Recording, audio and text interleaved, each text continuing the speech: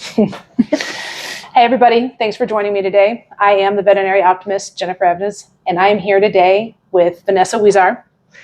We are set for a really incredible conversation. I've actually known her for multiple years now. I would say we're probably going on about 7 years. Yeah. And I'm excited about this because I believe that knowing all of the different things that can be done within veterinary medicine for technicians is super vital. And Vanessa, you've just got an incredible story, and I love to be able to talk to you about it. Let's start with the basics. When did you start in vet medicine? So I started in the field in general in about 2006. I started as a kennel tech. Okay. All right. Now I know you're an LVT. Yes. Did you start working in a clinic and start going for your LVT at the same time, or was that something that you found that you wanted to do later? So I started working in a vet hospital with the intention of going to the program. I'm going into the veterinary technology program in San Antonio. So I worked in a hospital for about 6 months before I was like, oh yeah, no, this is what I want to do. This is definitely my path. And then I was on board for school 100%. Okay, so tell me this. When you started, had you ever worked in veterinary medicine before, or did you ever even have the thought of being in veterinary medicine prior to that? No. Well, I mean, maybe as a kid, you know, of course we all do. But as going into my college years, I don't think that ever crossed my mind, because I knew I didn't want to be a doctor. And I was like, well, that's the only thing to do in veterinary medicine is to be a doctor. So that's true. I didn't think of it as a career. And then one day I was watching this TV show and I was seeing what they were doing, and I was like, that's amazing. I thought it was the coolest thing. And it was like an emergency veterinary show. And from that moment, I was very interested in it. Okay. And then the next week at school, I saw a brochure for the veterinary technology program at Palo Alto, and I was all, well, that's a coinky dink. And so then within a week's time, I had already called a vet hospital, gotten my first job. Well, I asked to volunteer, and they're like, would you like a job? And I was like, absolutely. Yes. So yeah, I started as a kennel tech at a mixed animal practice. So I started as a kennel tech when I was 15, and you're right. You kind of get this thought of, when I went in because I was like, oh, I get out of school early. This is the medical field. I'm going to do this, right? Thinking that the doctors were the ones that did all of these things, and that we were kind of in the background and support staff. And what you find out really quickly is that's just not the case. Yeah. And it can really be an incredible experience to have your eyes open to that, because I was the same way. When I walked in the clinic, I knew almost immediately that I wouldn't be walking back out. Yes. And I love that I fell in love with it that way. Okay, so tell me this. Here we are. It's 2006. You've started this kennel. You've decided to go into the program. When did you actually get your LVT license? I got my license in 2008 in Texas. We were RVTs at the time, registered vet techs. And then a few years later, we became licensed veterinary technicians. So I've been a LVT since 2008 in Texas. Okay. So you went to school the entire time you worked, or worked the entire time you went to school? Yes, pretty much. I mean, I did a lot of weekend a lot of weekend shifts, after hour shifts, or, after school shifts in the evening, going to kennels, cleaning up, things like that. So yes. Okay. Very cool. Very cool. Did you find like it was difficult? I know a lot of technicians right now are kind of in this mind frame of, is it worth it? Can I do it? Can I go through this and work at the same time? Do you feel like it was something you were capable of doing and felt comfortable with? I think at the time, I was much younger, of course. At the time, I definitely could, and I had a great support system with my family, everybody like that helping me. Going to school full time and then working full time probably would have been tricky, but there's so many different ways to do it now. I have so many friends who have done online programs, and I have 2 friends who are about to take their tests soon, and I'm so excited for them. They just finished their online veterinary technology programs. So, if you want it, you can make it happen. There's so many different avenues, that you can do part-time, do at your own pace, or if you want to get it done, go to a full school. There's quite a few. There's one in San Antonio now, in Austin, things like that. So I love that. And I love that the idea of online, because life is difficult. I mean, things happen. We all have to come home and take care of our home lives along with working. And I love that it's grown to such a way that it can now be an online program. So I really dig that. Thank you for bringing that up. Okay. So it's 2008, you're working in medicine. Mhm. You are enjoying everything that you're doing. Are you doing just general practice at this moment? And what, I guess what this next question is kind of leading up to is, what was the journey that took you to your next step from 2008? So I originally started as a kennel tech in a mixed animal practice, large animal, small animal, and I knew pretty quickly that large animal was not my life. Mm-hmm. I was like, the first time being chased by a horse, I was like, I'm good. Let's keep moving on. No, and I will say, I'll make a plug on this really quick, because I also, large animal for me was not something that I was comfortable with, because I understand dogs and cats. I don't necessarily understand large animal, and you have to be where you're comfortable. But watching a technician and it's amazing.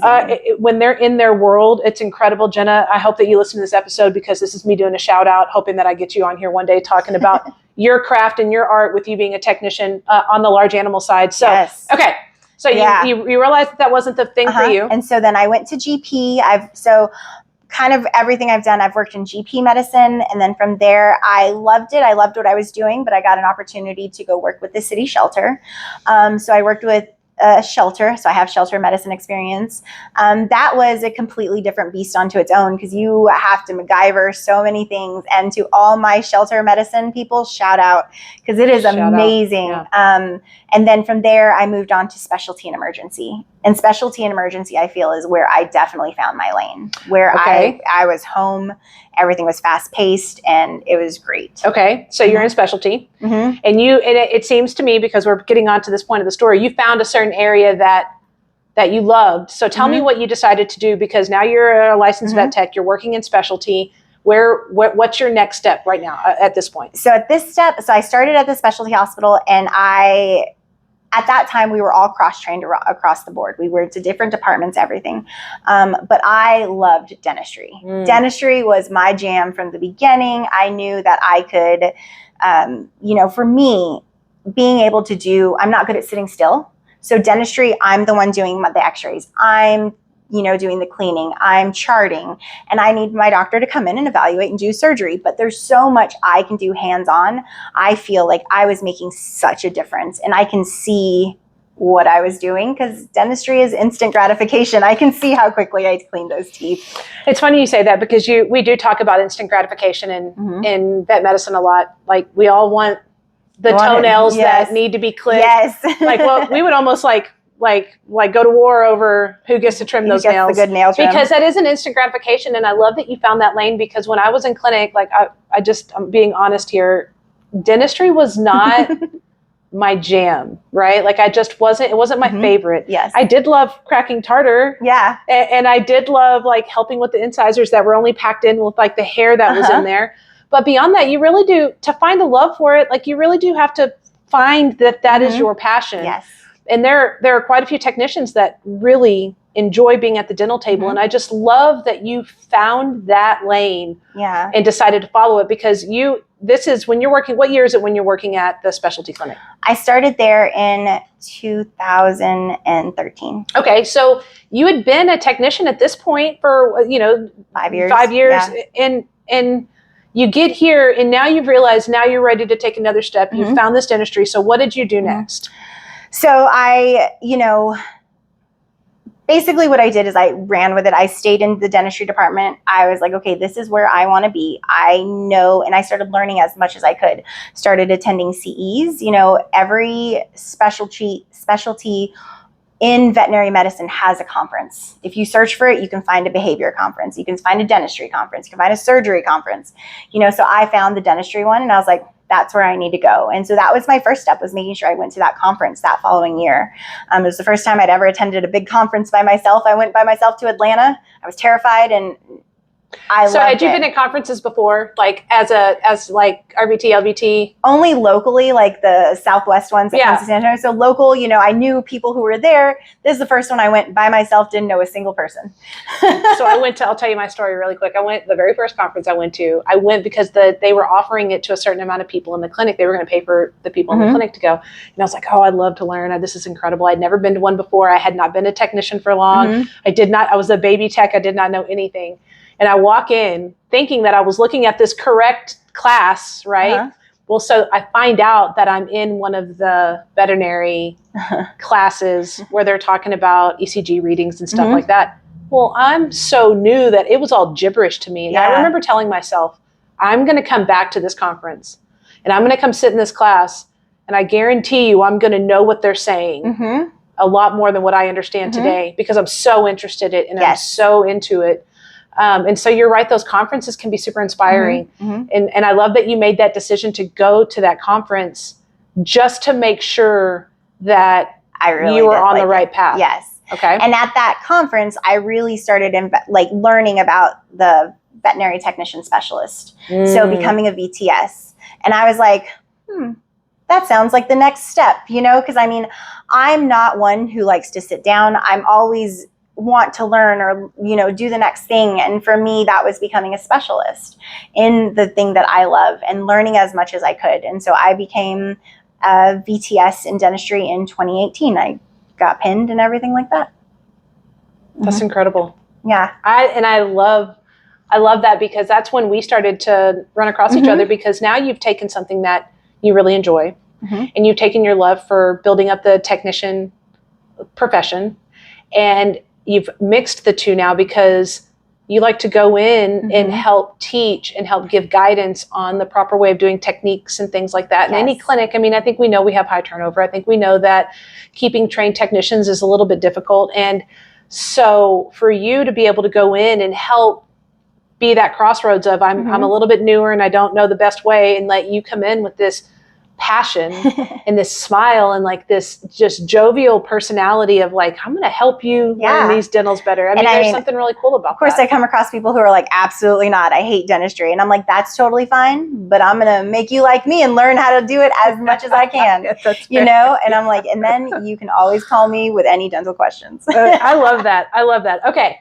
So you made this decision. You decided to go through this program where you specialize.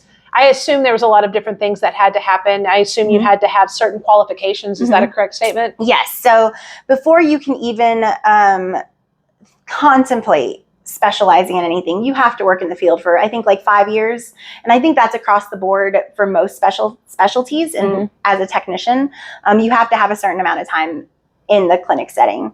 And then once you decide, hey, this is what I want to do, some of them have pre-applications, like you have to apply to be able to specialize, and some you can just do a commitment to specialize. So it really depends on the specialty. Dentistry, I had to apply, I got accepted.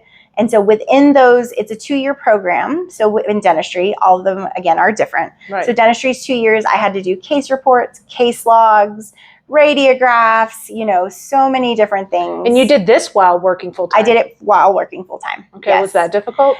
It was okay. It wasn't as horrible because I was doing the cases as I was going. The harder part was whenever I had to travel for the CEs. There was a lot of, with dentistry specifically, because we have to get so many specific cases, there was a lot of traveling involved for me, but I wouldn't have changed anything. Whereas, some of the other ones, you can do most of them in the hospital. But yeah, so there was a lot of things involved in it. And then at the very end, you once you pack it and everything passes, you take a big test. I love that. Do you feel like you've ever regretted that decision to go and specialize? Not once. Okay. It's opened so many doors for me as far as teaching, traveling, meeting new people. Something that I didn't know I liked doing was lecturing. Going into hospitals and teaching and talking. When I was younger, thinking about it made me want to throw up. And now I can, I lectured for 350 technicians in San Antonio, and I loved every second of it. Ah, that's awesome. Yeah. I'm really proud of you for doing that kind of stuff. Thank you. Because public speaking is difficult. And especially for us, like, we're people who relate to animals. Yes. Like, we understand animal lingo. It's hard to be able to get in front of people like that and get on stage and my time working in rescue, I ran a rescue for a long time, helped me get over that fear. And there's something empowering about knowing that you can do that now. And I love that you get up there and make that happen. So do you feel like it's added to your happiness in this profession, going and doing a VTS from your RVT/LVT? 100%. I think so. Like I said, it has opened so many doors for me, meeting new people, working with different companies across the United States who take me places, traveling, teaching, things like that. I've never once regretted it. And there was many times that I contemplated before I did my specialty and before I knew what I really loved, if I should be in this field, because, it's so hard to make a life out of it sometimes. But I really stuck through it. And because I have put so much effort into what I love, I can make a career out of it now. What came to mind when you said that statement, I think sometimes what happens in vet med is, I think sometimes veterinary technicians, after a certain amount of time, can almost get stagnant, can almost feel like, man, we've done this and we've done that. Where else is there to go? I mean, you've got things like practice management that you can go to, but essentially what happens is this ceiling effect, right? Like, we've hit all of these things, and although we're extremely proud of them and we love every second that we've been in these walls of these veterinary hospitals, we still feel like, what's next? What's next? And you have found this lane where not only are you passionate about it, but you have found what's next. And this, to me, has led you on a path that can take you far beyond working in clinic. It can take you far beyond being a every single day technician. And there's something really cool about that, because it's just giving you this whole different world that you can tap into. In my opinion, do you feel the same way? Yes. I mean, it's a world that I didn't even know was there. You know what I mean? Like, being in a general practice or being like in your own little world, sometimes we don't look outside. We, like you said, we get very stuck. This is my life. This is what I'm supposed to do. So it opened so many different things that I just didn't even know were possibilities. Like, who would have thought I could lecture? I could go and teach people. I still sit down and think about it, and I'm like, that's crazy. It's so weird. I love that. I love that. I feel that sometimes whenever I look back at some of the things I've done, I'm like, wow. I mean, sometimes I'm like, hey, you were just lucky. But then other times, like, no, I worked really hard. I worked really hard. Yeah. So I love that's your outlook on it. Okay. So then here's this question. Have you ever regretted any of it?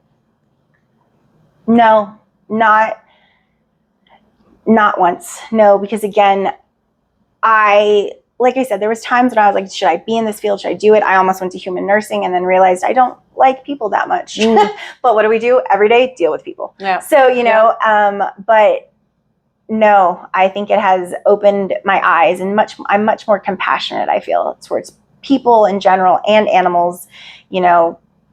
Just in general in this field, I've never once wished I was not in it. I feel that way all the time, because it can wear on you. Like, compassion fatigue is a real thing. Yes. Burnout is a real thing. And I think that's a real thing in many different professions, but it is definitely alive and well in our profession.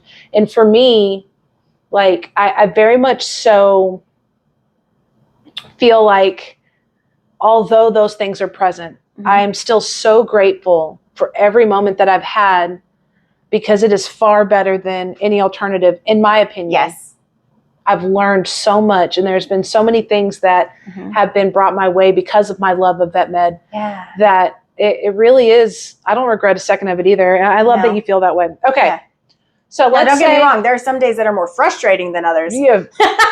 But I love it. In life in general. Okay. So since we're kind of in this area of talking about technicians and ways that they can feel more empowered or a little bit more direction, if you were to give two pieces of advice to a technician that's starting to get in that area of feeling a little stagnant, a little, where do I go from here? I'm in a situation that's not serving me to the best of its ability. And because of that, I'm not serving this situation to the best of my ability. What would your two pieces of advice for that technician be? So the first one would be, start exploring. You know what I mean? Like, that's the thing, is you stay stagnant. And, I know you've touched on this before, and other people have touched on it, but maybe you're not, it's not burnout. Sometimes you're just ready for growth. You know what I mean? So it's like, don't just be like, okay, this is what's in my hospital. If you love surgery, become the main person for surgery in your hospital. Say, this is what I really want to do. I'm going to learn as much as I can about it, and talk to your doctors, talk to your hospital staff, talk to the other technicians, and be like, hey, this is coming in. I really want to work on this case, and try to really get that, going on. If it's something not in your hospital you like, figure out how you can explore that. Go visit a different hospital that does that type of service to see if you really like it. I love that piece of advice. I'll give you my thing around this. So there's two things. I love the idea of championing something because it's going to give you experience for something bigger than where you're at right now. And for me, in my clinic, I love the idea of championing the marketing. Well, that meant that I joined the Chamber of Commerce. I helped plan events. Dr. Lane gave me full control over marketing of the clinic. We got to do a lot of continuing our client education and client appreciation parties and things like that, because he allowed me to be that person. And he gave me avenues in which ways to strengthen that for me. Well, that served me on so many different levels, well beyond the clinic and well beyond my time with him. And it's been one of my greatest accomplishments to know that I started with nothing or no experience in that area. And I built it up and I used my day-to-day to serve me in such a way, even right now. So I really enjoy that. And, another thing that I had the ability to do was when I was with my previous job, I was in a lot of different veterinary hospitals, and I would go in and ask the veterinarians a lot of the same things. And I always wanted to know their pieces of advice for graduating vet, right? And a lot of the answers were super unique and I loved them, but there was one that continuously showed up, and they talked about continuing education. If you stay stagnant, if you don't have something you're learning or applying to what you're doing, you're going to be unhappy. And it's just one of those things where they said it, you're saying it, I believe it.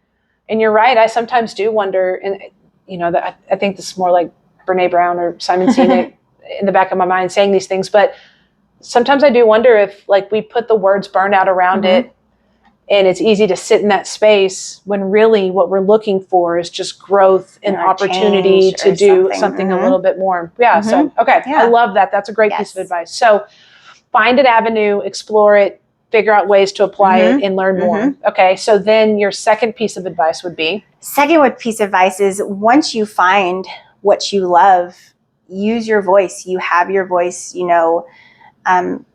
talk to the people in your hospital, ask them, to help you follow that path. I think that was something that was beneficial. One of the most amazing and beneficial things to me is that, whenever I went to one of my supervisors and was like, hey, I really like dentistry. I think this is my passion. I know this is my passion. This is what I want to do. They were 100% supportive. It could have gone completely the other way. They could have been like, no, you need to do this. But if I wouldn't have asked, or I wouldn't have taken those steps, I may not be where I am today. So find your voice and really, pursue what you love and find what you love in this field. Do you feel like technicians sometimes don't have their voices? Yeah. And I mean, it goes back to, when I started at the beginning, I didn't know I could go into vet med because I just thought it was doctors. This was just the doctors who did everything. So, technicians now are becoming so much more advanced and learning things. Use that stuff and use your voice to keep going, and, just keep advancing. And that's going to help you so much. When I say find your voice too, I also mean don't get bogged down by your emotions, or don't be afraid of your emotions. For me, I'm a very emotional person. I cry when I'm angry. I cry when I'm happy. And for a long time, I thought that meant weakness. My tears are not weakness. They certainly are not. And so finding that strength in myself to be like, oh, even though I'm crying, this is a serious conversation. Even though I'm crying, it does not mean I don't mean what I'm saying. So finding your voice in that way too, and finding your strength. Well, and sometimes being able to just have those conversations, each time you have them, you feel stronger and stronger. Yes. And the less tears that come out. I 100%. mean, we are emotional people, but it adds to our beauty because, in my opinion, the reason why vet medicine is such this beautiful place to be is because of how passionate and how emotional and how much we love. Like, we love big. Yes. And we love these animals big. And in turn, that means we love these clients big, and we love our team big. And that comes with the emotions that also allow us to love that way. Yeah. And so you're right. We can sometimes think that because we're crying, that's a weakness, and maybe we shouldn't go down that path of having that conversation. But I also think sometimes we get in and this is just from my own personal experience, but I think sometimes we can be intimidated by the leadership in our clinics. Mm-hmm. And although doctors have to protect their licenses, when it comes to practicing medicine, that is important to them. That is their livelihood. But they're human too. And we should be treated like humans both ways. And I think part of like finding your voice, I hope I'm adding to this when I say this, of giving this call out of like, if you feel like you're not being treated like a human in your practice, there are places out there that will treat you well. There are places for you to be, and give them the opportunity, find your voice, have that conversation. And if you feel like nothing's changing, don't feel like that is like a situation you have to keep yourself in. And I think sometimes we get stuck. I know so many people who we get stuck, and I've been stuck before. You're just like, this is the way it is. There's no other option. This is how it is everywhere. It's not. It's not that way everywhere. You know, I mean, people online on the Facebook groups and stuff talk about finding their unicorn clinic. Sometimes you have to make your unicorn clinic. You know, you have to fight for it. But if you're being belittled and talked down to and treated horribly, that's not where you need to be. I agree. So it's funny because and I'll get into it in another episode. I know this, but this is, I'll kind of, start to wrap it up with this right here. But I heard one time that if you don't have the leadership that you want, be the leader that you want to be, or that you want to have. Be that leader. And that's how you should handle your days. But also, you deserve to be treated like a human, and if that's not happening, you deserve better. So, and it's not everywhere, but you're right that you do hear so many times where this is the situation, or you hear the toxic culture is a statement I hear all the time, and that's going to be something that we kind of dive into a little bit into another podcast. But we hear it a lot, and just know that change can happen. You can be the change in the practice that can lead to a better unicorn clinic, and also there are those clinics out there waiting to have you be a part of their team if it's just something that's not possible where you're at. So Vanessa, this conversation has been incredible. I'm super grateful for you. I know that we're going to have more conversations in the future because I just know that we both we're out on the same mission. We're good friends. And with that means that our paths are going to continue to cross. Always. You're stuck with me forever. I'm okay with it. It makes me so happy. I just want to thank you again for coming out. And I'm not going to end this interview without telling you how appreciative I am for your dedication to this profession, the technicians, for educating, for being a leader with a smile on your face and joy in your heart. It is not something we come across a lot right now because we are struggling a little bit. But you are always there with a smile and an open heart and open arms. And I'm just so appreciative of that. Thank you very much. Thank you. I appreciate you. Oh, thank you. We'll do it again. Oh, yes. So many more times. So much. Bye, everybody. Bye.